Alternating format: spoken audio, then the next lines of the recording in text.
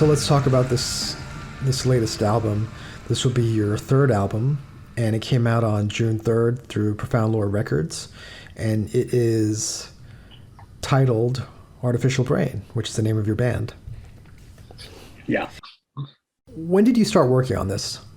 Gosh, well, it's been 5 years since we put out a record. I probably we started working on this, I don't know, 4 years ago, 3.5 years ago. It's been in the works for a while. And I'm sure some of the songs predate that a bit, maybe even go back to right after Infrared. So yeah, it's been a long time. I would say we really ramped up working on the record maybe a couple of years ago, and then the process of actually making sure that the songs were as streamlined as as they could be, and as functional, just as good as we wanted them to be. And then actually, getting the recording done, which we had to do remotely, took some extra time, and lots of life things happened as well. So yeah, so it was a lot of years of work went into this. Now, when we say getting the songs as streamlined as they can be and up to the standard that you guys have, what is that process? How does it start? Well, Dan will send, yeah, I mean, generally it starts with Dan. Like I said, Oleg composed an original song for this one as well, but generally Dan will send demos to all of us, and usually it'll be guitars and drums. He'll program some drums and occasionally bass. Generally he'll leave the bass open, but he sends all that stuff and we basically just pick it apart. If there's something that's not quite working, some transitions that aren't working, if, for example, like the first riff in A Lofty Grave, we ended up kind of cutting.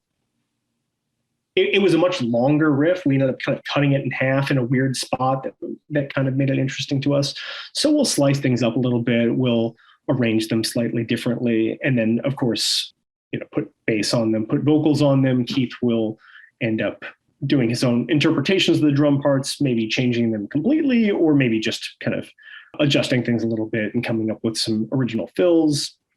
And then it's final details like overdubs, guitar leads, weird noises, synths, those kind of elements come in really usually right around the time we're recording.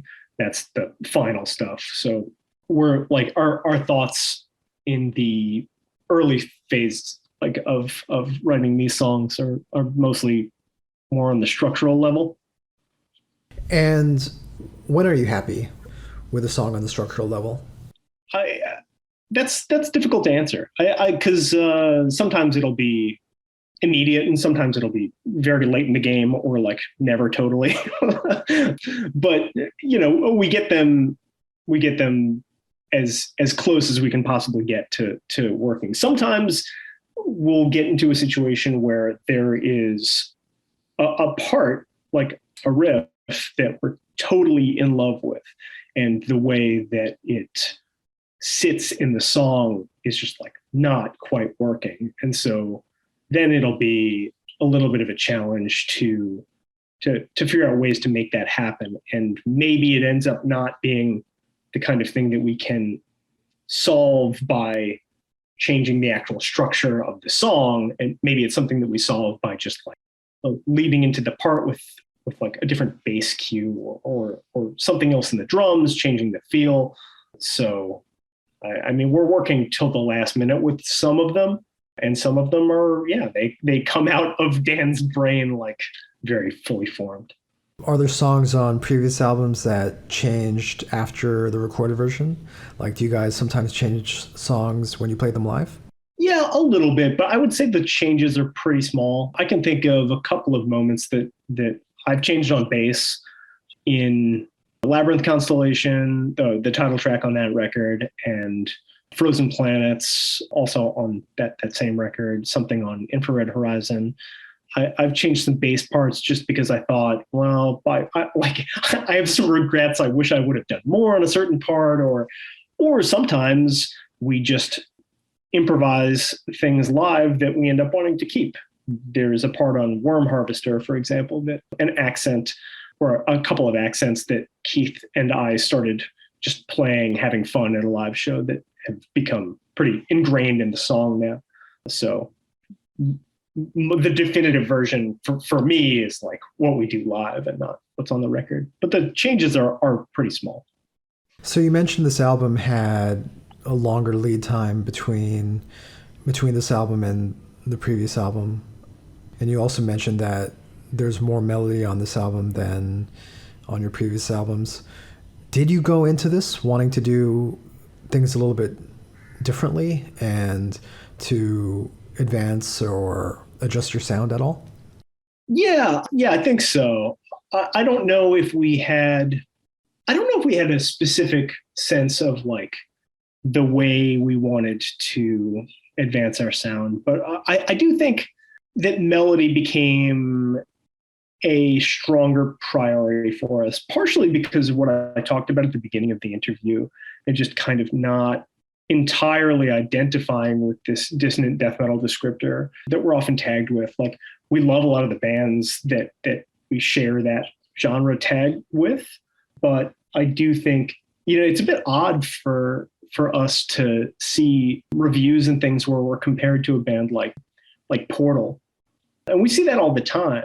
And I love Portal, but I think, I think our music is so melancholic and often pretty and very, very melodic. And Portal is so out there and so dissonant and so uninviting. And, they're creating really wonderful, evocative music, but it's evoking something totally different, I think, than what we're going for. So you know what I think it is? As somebody who's had to write a number of reviews, and often, every week I have to describe a band and try not to say that a band sounds like another more well-known band. Mm-hmm.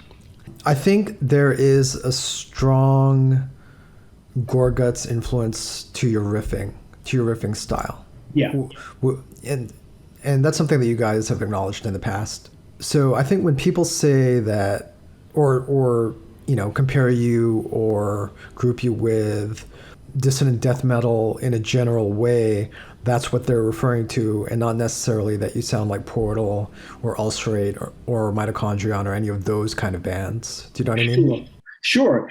I mean, I do think that there is certainly some of that, and I'm pretty comfortable with that. I mean, I do think the comparisons to Gorguts are certainly apt, but I have seen plenty of specific comparisons to Portal or Ulcerate, which that's more what I'm referring to. Like, when people actually say, "Oh, this band sounds a lot like Portal," and we're all kind of a little mystified by that. I mean, that's cool, it's fine, but yeah. So to answer your question, though, I think we did have a sense that we wanted to make a clearer statement, I think, about what it is that we're trying to do and the way that we're using dissonance, incorporating it into this maybe like larger harmonic context and this like pushing the amounts of colors that we're working with harmonically and leaning more heavily on those melancholic, like melodic figures. And even as we talk about the songs having more melody, it's very organic. As somebody who just went through your whole discography quite recently, it's not a huge stylistic shift. It sounds very much like this was a natural progression in the way you guys write and compose songs. Do you know what I mean? Yeah, I certainly hope so. I think it's especially, I think I've seen a few people say that they feel like this one is somewhat more similar to like Labyrinth in that sense, which I get a bit. I think some people found Infrared a bit weird. There's plenty of melodic, pretty parts on that one, but in some ways, it's a little bit of an uglier record. Certainly, it starts out that way anyway. That first riff, I think, throws people off. But yeah, like that's something that we've always been, working on. That's something that's in our DNA as musicians, and like it's what we grew up listening to. And we like Dan and I grew up listening to all the like Gothenburg, Swedish Gothenburg bands, like, At the Gates and In Flames and stuff when we were like little kids first starting to get into this stuff. And then we listened to a ton of black metal and bands like Dissection, and Dan is like a big video game music nerd.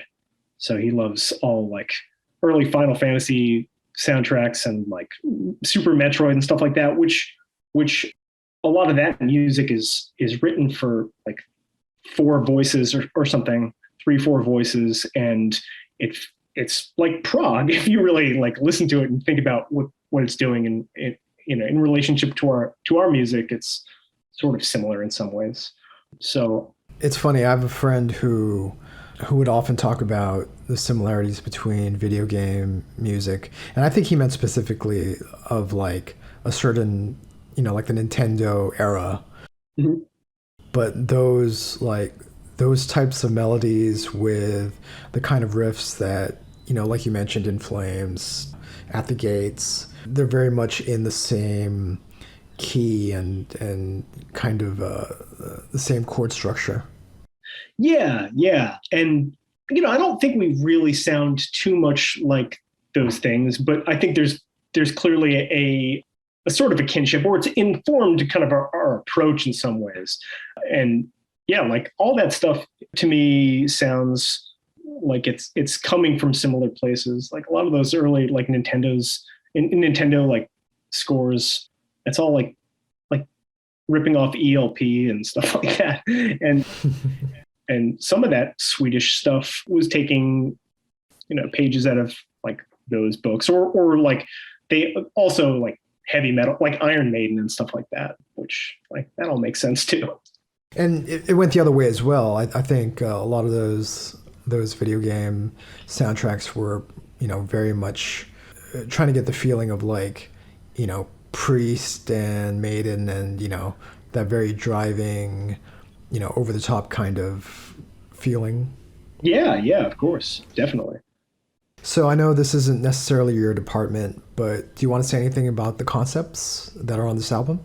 The lyrical concepts? I can't speak too much to them.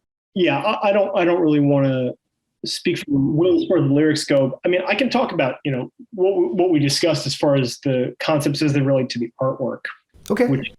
So I mean, we knew going into the second album, we wanted something a little more like related to our band name and like some of the harder sci-fi subjects we're like thinking about. And so we ended up talking about existentialism of AI, and that was how that album cover came about. And then the lyrics on that one ended up being Will ended up using the lyrical concepts he was working with the first one and turning this whole thing into this larger mythology. And the end of that record, the second record, I mean, Infrared, the end of that record, it ends with like a kind of a volcanic event. Like that last song is called Ash Eclipse. And so as far as concepts for the self-titled, we were thinking about nature taking back over in this post-apocalyptic scenario, and growing back over this the kind of crumbling AI landscape that we saw in Infrared Horizon. So I think that informs some of the textures and the production choices, and actually some of the ambient parts on the new record too. Just a more, I think, hopefully lush sounding atmosphere in general. And yeah. So the album is more organic in more than one way. Yeah. That's a way to say it. And Will has spoken about this in the past, but I believe the lyrics are not sequential in a narrative sense. It's more a group of interlocking themes, and that's how he structures the lyrics for the songs. Yeah. We do the sequencing of the tracks based solely on the music. So there's no story. I mean, we're more concerned with sequencing based on what the musical ebbs and flows are going to be like, what the dramatic arc is as far as that's concerned. So the songs themselves or the lyrics of the songs themselves are not really connected or telling any kind of a linear story. It's more just different pieces on a theme.